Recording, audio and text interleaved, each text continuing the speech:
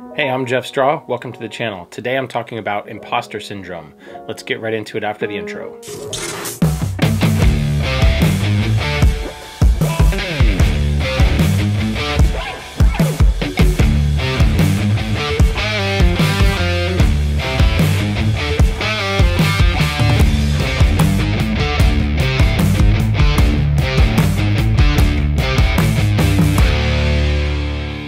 What do I mean when I say imposter syndrome? It's a pretty common term in psychology and among creatives, as well as in big tech and large companies. And it's essentially the unnerving feeling that someone is going to find out that you are a fraud.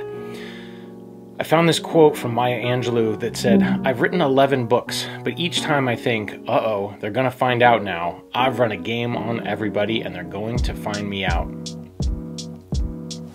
If Maya Angelou can suffer from this, I feel okay about the fact that I also suffer from it.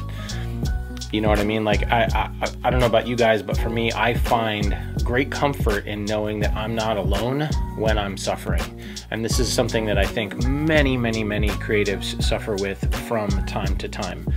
My good friend Simon Shackleton and I have been running the Create More group every week for the last 4 months. We've decided to shift that into a monthly meeting now, so our live events are going to be once a month on the first Friday of the month. The event that's coming up for Create More is on September 3rd, and it will be about imposter syndrome. So if this subject tickles your fancy, you want to come and join a live chat with Simon and I, by all means, check it out. There's info in the description of the video. But for me, really what I wanted to point out, and one of the things I've found that's really helpful, is looking at evidence. Like, when I get things out of my own head and I look at what's on paper or what's in black and white in front of me, the evidence of the fact that I'm not a fraud, that my work has value, that's when I'm able to push through this imposter syndrome and come out on the other side and continue to do good, solid creative work. One of those things for me, and I just realized this, I've had a very busy week of shoots. Again, I'm blessed. In my last video, I talked about how busy I've been. That trend continues. I had 5 shoots in the last week or so. And 4 of those were repeat customers, right? Repeat clients. And if that's not a testament to the fact that my work is providing value, then I don't know what is, right? If the work and the photos and the brand advice that I was giving to clients or the videos I was producing for clients did not hold value, they wouldn't call me back to hire me again, right? But my head tells me when I'm about to drop that SD card into the computer and look at all the footage or look at all my photos, that all of them are garbage and I don't even know why I try, right? That voice is still very strong a lot of the time. And so at every opportunity I have that I'm able to combat those kind of feelings, I'm getting better at it. So that's one of those, is this notion that I've got evidence in front of me and I've got repeat clients. I've also made a point lately to ask my clients for reviews. Those thoughts and testimonials from clients and people after I've worked with them are truly, they're just moving. They're really powerful.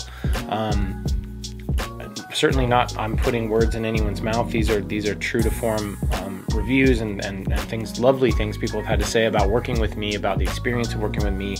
And it's not an ego boost, you guys. It's to pull me up out of this negative self-talk that I can suffer from a lot of the time.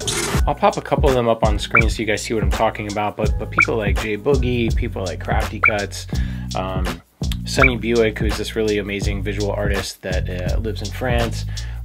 When I get positive responses from people like that in black and white, in writing, on a site somewhere like Google or Yelp or whatever, again, it's just more of that sort of evidence that I have in front of me that combats this imposter syndrome.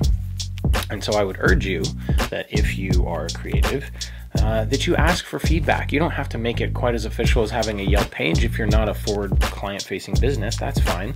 But ask your trusted circle for feedback. Ask for feedback on your new song, your new painting, your new photos, whatever that is. And if you're asking a trusted circle of people, they're going to be able to provide you with good, solid feedback and criticism that will help you grow, but also validate the fact that sometimes the voice up here isn't always what it seems to be, right? And it's really good to hear positive feedback from a trusted friend about your creative work. So just a couple little ways that I like to combat imposter syndrome. And like I said, please join us for Create More, September 3rd, the first Friday of the month, and the first Friday of every month here going forward. Zoom link will be in the description below. Thanks again. Always appreciate your time. Have a great day. I'm out.